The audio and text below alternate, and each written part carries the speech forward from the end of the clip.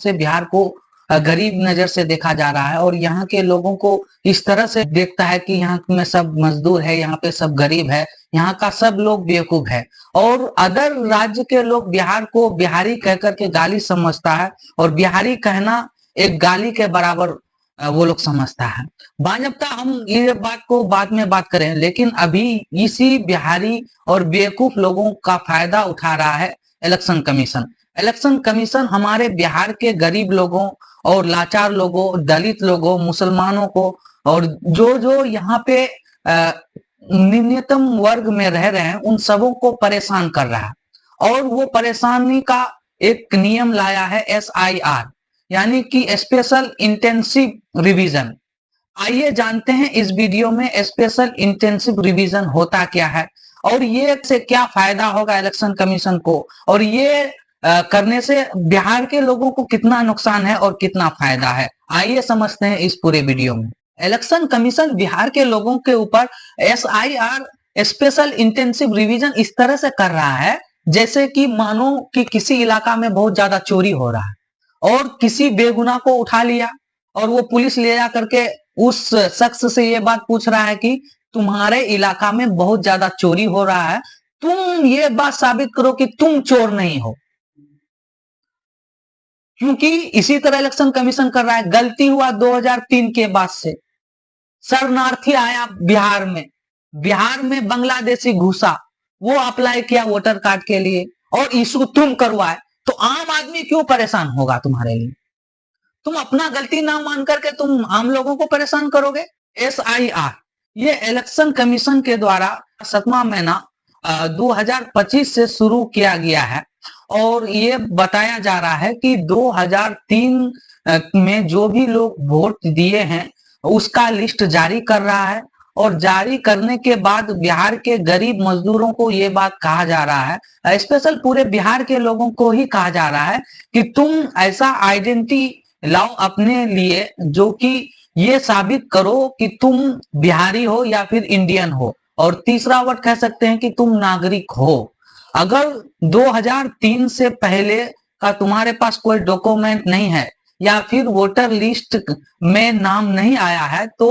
तुम्हारा इस देश से नागरिकता छीन ली जाएगी। ये पूरा मकसद है। और दूसरा बात ये कहा गया है कि हमारे बिहार में काफी शरणार्थी यानी कि माइग्रेशन करके दूसरे राज्य से हमारे बिहार में आकर बसे हुए हैं, लेकिन उन लोग का मकसद ये है कि हमारे बिहार में बहुत सारे बांग्लादेशी घुसे हुए हैं। इलेक्शन कमीशन का ये सोचना है कि अगर 2003 से पहले भी आए होंगे तो उन लोग का तो वोटर लिस्ट में नाम नहीं आएगा और इसीलिए 2003 का वोटर लिस्ट लेकर के लोगों के बीच में कह दिया है कि अगर तुम्हारे पूरे परिवार में से तुम्हारा गार्जियन यानी कि तुम्हारा बाप हो या तुम्हारा दादा हो उसका वोटर लिस्ट में नाम होगा, वो वोटर लिस्ट लेकर के उसका बेटा या पोता भंसावाली बनाओ और भंसावाली बना करके अपने BLO के पास जमा करो। ये नियम बनाया गया है। अच्छा, आइए समझते हैं कि ये इलेक्शन कमीशन के द्वारा बिहार से ही शुरू क्यों किया है। और दूसरी बात रही कि बिहार में क्या सच में जो इलेक्शन कमीशन के द्वारा SIR के तहत जो डॉक्यूमेंट मांगा गया है क्या सच में किसी बिहारी के पास वो होगा? क्या वो ये बात नहीं जानते हैं कि बिहार में 70% से ज्यादा लोग गरीब हैं? यहाँ के लोग अदर राज्य में जाकर विदेशों में जाकर काम करते हैं, वो लोग अपना दस्तावेज कैसे सबमिट करेंगे? अच्छा, हम एक बात समझते हैं कि ठीक है, अगर वो इलेक्शन कमीशन SIR लागू किया है, वो रीवेरिफिकेशन कर रहा है, रियल वोटरों को वायलेट में डालेगा और इससे साफ सुथरा होगा, हम भी एक टाइम के लिए मान रहे हैं। लेकिन दूसरे ही पल जरा समझिए कि जिसके पीछे पूरे भारत 2008 से 14 के बीच में लगा हुआ था और उसके बाद 2014 के बाद जितने भी बच्चे पैदा हुए हैं या फिर 2014 में जितने भी लोग इस भारत में स्थित थे तो वो सभी लोग आधार कार्ड बनाए हैं। आधार कार्ड पूरे भारत में इस तरह से बना है कि उससे ज्यादा डॉक्यूमेंट अभी तक पूरे भारत में नहीं बना है, जबकि पैन कार्ड उससे पहले भी चलता था, जबकि वोटर कार्ड पहले भी चलता था। लेकिन अभी पूरे भारत के लोगों के पास हर घर में हर बच्चे के पास, यानी कि 6 महीने के बच्चों के पास भी आधार कार्ड बना हुआ है। अब इलेक्शन कमीशन का बेवकूफी देखो कि वो जो इस SIR के तहत मांगा गया डॉक्यूमेंट, कहा गया कि तुम्हारे पास अगर आधार कार्ड है नो वैलिड, अगर तुम्हारे पास वोटर कार्ड है उसका भी कोई वैल्यू नहीं है, तुम्हारे पास पैन कार्ड है कोई वैल्यू नहीं, तुम्हारे पास अगर राशन कार्ड है कोई वैल्यू नहीं। अब वैल्यू क्या किया गया, SIR के तहत वैल्यू दिया है बर्थ सर्टिफिकेट, माइग्रेशन सर्टिफिकेट, तुम्हारा दादा का जन्म तिथि बताओ, तुम्हारा बाप पहले कहाँ पे रहते थे अभी कहाँ आके बसा उसका प्रूफ लाओ, लैंड रिकॉर्ड लाओ। अच्छा, ये सब चीज मांग रहा है, लेकिन हमको ये बात समझ में नहीं आ रहा है कि अगर लैंड रिकॉर्ड मांग रहा है 2003 से पहले, या फिर बर्थ सर्टिफिकेट उसका बाप का मांग रहा है, तो वो ये बात नहीं समझता था कि हमारा बिहार काफी पिछला जगह है। हमारा बिहार ही नहीं बल्कि पूरे भारत के लोग अगर 2003 से पहले जो भी बच्चा जन्म लिए हैं तो उसमें से 90% बच्चा घर में ही पैदा हुए थे, और उस टाइम कोई भी सरकार ये लागू नहीं कर रहा था कि तुमको बर्थ सर्टिफिकेट का ज्यादा जरूरी पड़ेगा। वो 100 में से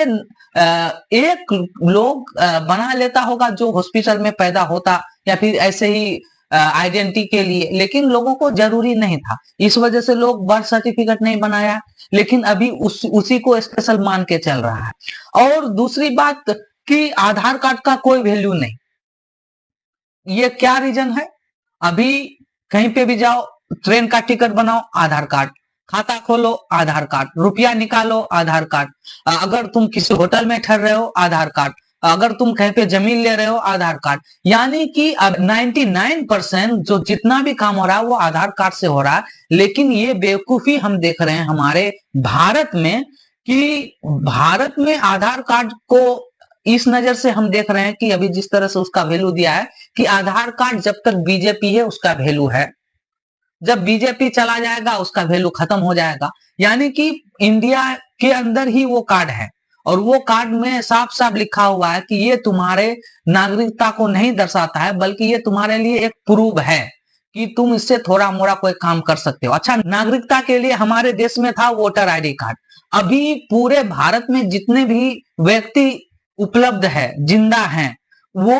सोच रहा था कि हम नागरिकता इसलिए हैं क्योंकि मेरे पास वोटर ID कार्ड है। अब इलेक्शन कमीशन के द्वारा यह बात बताया जा रहा है कि जो वोटर कार्ड 2003 से पहले था तो वो था, उसके बाद से जो जुड़ा उस पर हमको शक है। और ये बेवकूफी देखो, जो कि इलेक्शन कमीशन के द्वारा ही 2003 के बाद जो भी वोटर कार्ड बना होगा, जब तक परमिशन नहीं दिया होगा इलेक्शन कमीशन, क्या तब तक उसके पास वोटर ID कार्ड होगा? गलती करे इलेक्शन कमीशन, सारा भुगतान भरे बिहार के लोग, और क्योंकि यहाँ पे लोग आवाज नहीं उठाने जानते हैं ना, तो यहाँ पे लोगों को बेवकूफ समझ रहा है कि जो कहो वो करे, और यहाँ के लोग आवाज उठाने जानता नहीं, इन लोग को साफ करके बताया गया नहीं कि ये कर क्या रहा है असल में। और एक बात सुन लो, ये जो सबमिट कर रहा है, सबमिट करने के दौरान ना जाने कितने बेगुनाह का वोटर ID कार्ड छीना जाएगा, सिर्फ शक के दायरे पर। लोग तो जमा कर रहे हैं, चलो सरकार का साथ दिया, मेरे हिसाब से तो इस बात से आंदोलन होना चाहिए था कि ये SIR इलेक्शन कमीशन का काम है, वो ये बात वेरीफाई वहीं से कर ले कि हम किसका कौन डॉक्यूमेंट लिए थे, मेरा क्या कमी था, उसको हम इम्प्रूव करें। आगे जाकर कोई भी आदमी अगर वोटर ID कार्ड के लिए अप्लाई करे तो उसके लिए कुछ स्पेशल जांच रखवा देते, स्पेशल डॉक्यूमेंट रखवा देते, और जो पिछला था तो उसके लिए भी कुछ स्पेशल डॉक्यूमेंट रखवा देते, ताकि लोग अपना वोटर ID कार्ड को वेरिफिकेशन कर लेता और नाम कटने का कोई डर नहीं होता। नहीं, लेकिन ये कर क्या रहा है कि BLO के द्वारा फाइल बना रहा है, उसका सारा डॉक्यूमेंट को ले रहा है, और उसके बाद वो सरकारी साइट में अपलोड करेगा, तब वो बताएगा कि ठीक है तुम्हारा नाम रखना है या नहीं रखना है। इलेक्शन कमीशन होता कौन है? इलेक्शन कमीशन को एक सरकार चलाता है, ना कि सरकार इलेक्शन कमीशन को चलाता है। रूलिंग पार्टी के अंदर काम करता है इलेक्शन कमीशन, और अभी रूलिंग पार्टी बिहार में NDA का है, जो कि नीतीश कुमार है। नीतीश कुमार के बिना परमिशन से यह काम हो नहीं सकता है।